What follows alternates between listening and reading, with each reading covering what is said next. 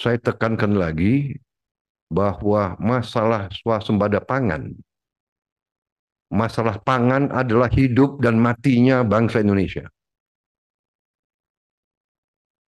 Saya ulangi, masalah pangan adalah masalah kedaulatan. Masalah pangan adalah masalah kemerdekaan. Masalah pangan adalah masalah survival kita sebagai bangsa. Kalau kita mau jadi negara maju, pangan harus aman dulu. Petani kita adalah produsen pangan. Hidup mereka harus baik. Kesejahteraan mereka harus meningkat. Karena itu, pemerintah Republik Indonesia sudah menetapkan harga gabah kering giling ya, yang dibeli dari petani kering panen ya, adalah Rp6.500. Saya ulangi, Rp6.500. Saya siap keluarkan PP. Saya tidak main-main ini. Ini saya katakanlah ini adalah masalah kebangsaan. Pengusaha harus untung, tapi tidak bisa untung seenaknya. Semua pihak harus menang. Produsen, petani, pengusaha, dan konsumen. Dan kalau tidak mau, ya sudah, tutup aja, nggak usah bikin penggilingan padi, saya ambil alih. Negara akan ambil alih penggilingan padi. Saya katakan ini masalah hidup dan mati. Ini masalah survival, saya tidak main-main. Saya ulangi, harga gabah kering panen harus Rp6.500. Selamat datang di Ermo TV.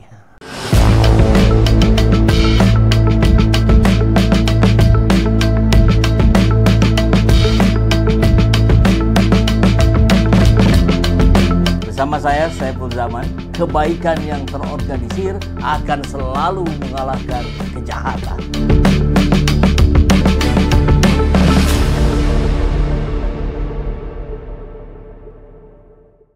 Ya, Bismillahirrahmanirrahim. Assalamualaikum warahmatullahi wabarakatuh. Waalaikumsalam. Ketemu lagi. Ya, terima kasih Pak Mehmet sudah mau mampir di studio Ermol TV. Sahabat Ermol semua, siang hari ini kita akan diskusi live ini tentang hal yang mendapatkan concern dari Pak Prabowo bahkan semenjak beliau menjadi Menteri Pertahanan, yaitu ketahanan pangan. Dan tentu dengan berbagai dinamika yang dilakukan di rezim kemarin, banyak sekali yang harus dievaluasi. Ini menarik untuk membahas konsep strategi ketahanan pangan.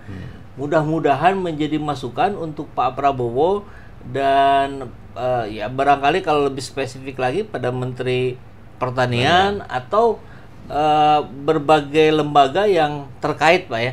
Karena ternyata memang ini tidak bisa dilakukan hanya oleh salah satu kementerian saja.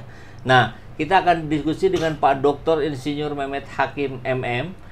Beliau adalah seorang agronomis, betul Pak ya? Khawatir salah nyebut. Ahli pertanian ya, kalau nggak saya. Oke. Dan beliau juga dosen luar biasa di Fakultas Pertanian Unpad.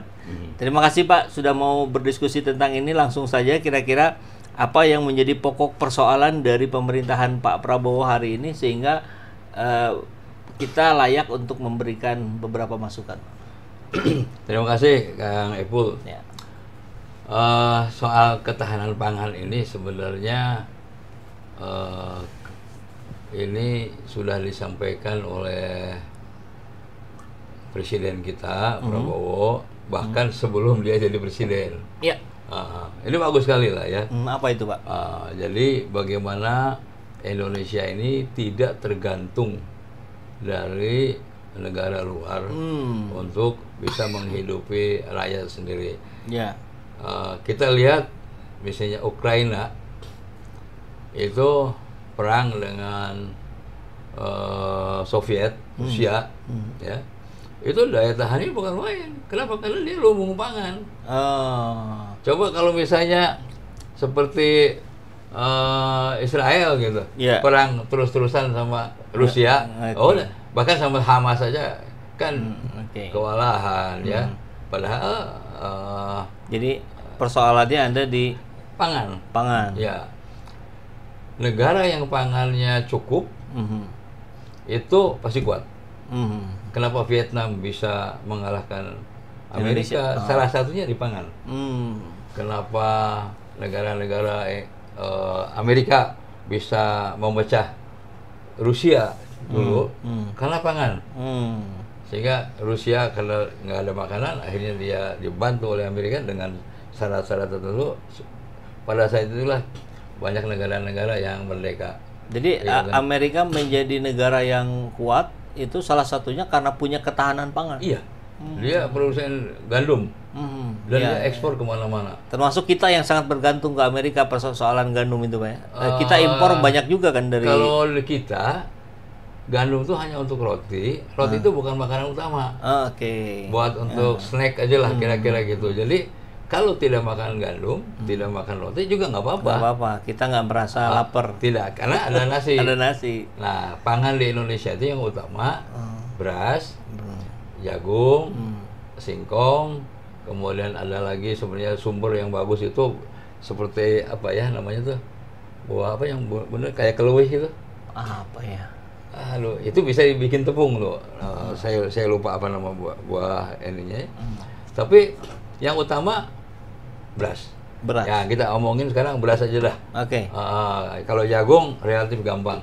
Hmm. Ya, singkong juga relatif gampang itu ya. Asal ada tanah di mana aja tanam singkong bisa. Tapi kalau beras nggak bisa. Ya harus tanah datar, harus ada airnya. Kemudian jagung kita kekurangan sedikit, mungkin kalau nggak impor pun juga nggak apa-apa. Ya, jadi udah aman. Tinggal beras ini. Nah, beras itu kan di eranya Jokowi kemarin ketika Pak Prabowo jadi Menhan, itu sudah ada gebrakan kan yang dianggap gebrakan lah dengan apa saya istilahnya lupa Pak yang ketahanan pangan itu. Food estate. Food estate. Food estate itu singkong itu. Itu untuk singkong. Singkong. Nah, kita punya pengalaman cantik nih di ini ya, waktu zamannya Pak Harto. Itu ada program 1 juta hektar sawah padi di Kalimantan. Gagal. Karena tanahnya nggak cocok. Oke. Kemudian ada lagi dicoba lagi berapa ratus hektar di situ. Gagal juga, nggak jadi juga. Kemudian terakhir lagi itu Prabowo bikin di sana. Gagal juga. Food estate. Ya. Tapi kalau di situ nanam sawit bagus. Kenapa? Kenapa kita nggak nanam sawit aja di situ atau nanam karet di daerah-daerah Kalimantan itu ya, Sesuai dengan lingkungannya. kontur lingkungan dan Udahlah sawah di Sumatera, di Pulau Jawa, di Nusa Tenggara ya. Asal disiapin airnya, bendungan itu bagus. Nah, ini sebagai gambaran nih. ya. Sawah di Indonesia itu ada sekitar 7 juta hektar. Yang bisa ditanemin itu hanya tanamin 2 kali maksudnya ya. Kan sawah bisa harusnya 2 kali tanam. Kan ada sawah tak ada hujan, sawah Ya, apa? tanah sawah tak ada hujan itu cuma sekali Iya. ditanam. Nah, ini sawah yang diairi Diirigasi. pakai irigasi itu harusnya 2 kali. Bahkan ada yang bilang bisa 3 kali ini katanya. Oke lah kita 2 kali aja.